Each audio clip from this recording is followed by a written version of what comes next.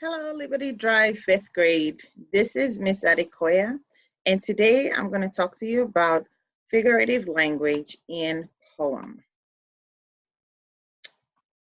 So let's get started. Figurative language in poem. Today we're going to identify figurative language in a poem.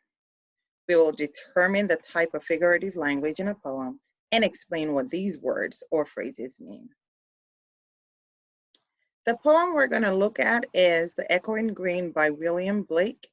It's a poem with 3 stanzas, and it's difficult to look at the entire thing like this. And so what we're going to do is focus on one stanza at a time. Again, our focus is on the figurative language that we can find and identify and explain in a poem. Stanza 1. The sun does arise and make happy the skies. The merry bells ring to welcome the spring. The skylark and thrush, the birds of the bush, sing louder around to the bell's cheerful sound, while our sports shall be seen on the echoing green. Let's go back to the very first line and second line. It says, the sun does arise and make happy the skies. So the sun here making the skies happy. That's an example of personification. So remember, personification is given human or person-like characteristics to something that's not human. So the sun being happy doesn't literally mean the sun was smiling. It just means it was a good, happy, sunny day. Here is another example of figurative language in this poem. The merry bells ring to welcome the spring. So the bells are welcome in the spring. Yet again, another example of personification. It just means that the bells were ringing on a spring morning or a spring day. We go all the way.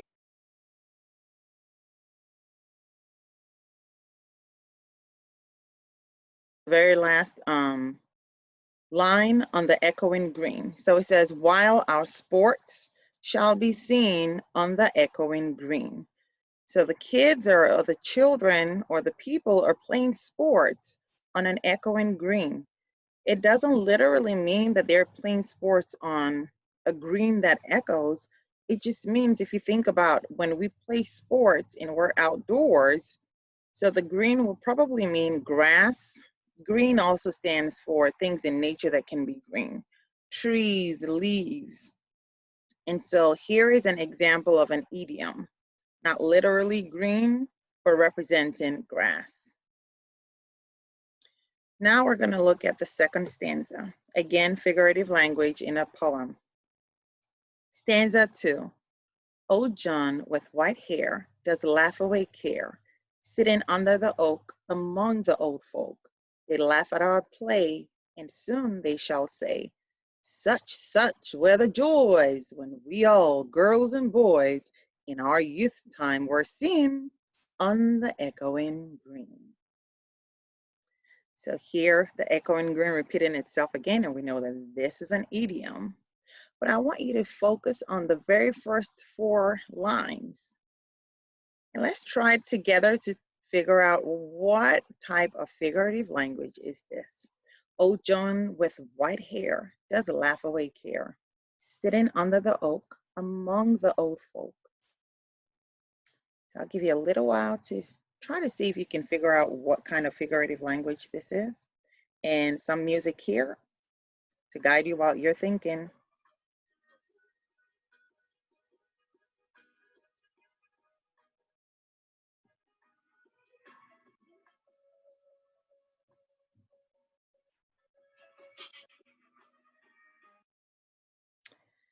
If you guessed imagery, then you are correct, because right here I can imagine old John with white hair. So he's got gray hair and he's an old man and he's just laughing away, happy old John. And he's sitting under the oak. So he's sitting under a tree among the old folk. So I can imagine old John under the tree, and there are some a bunch of other old people sitting with him. Now we're ready for the third stanza. Stanza 3. Till the little ones weary, no more can be merry. The sun does descend, and our sports have an end. Round the laps of their mothers, many sisters and brothers, like birds in their nests, are ready for rest, and sports no more seen on the darkening green. So I want you to look and focus on line 5, 6, 7, and 8, and try to identify what kind of figurative language this is. Round the laps of their mothers, many brothers and sisters, like birds in their nests, are ready for rest. Some music here while you think.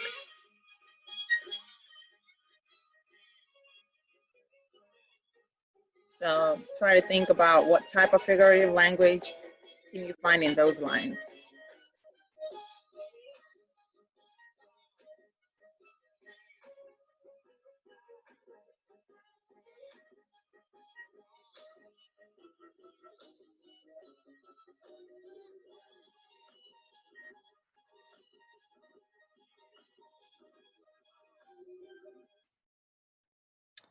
I can see the word like here, and it's comparing brothers and sisters to birds and the laps of their mothers to nests.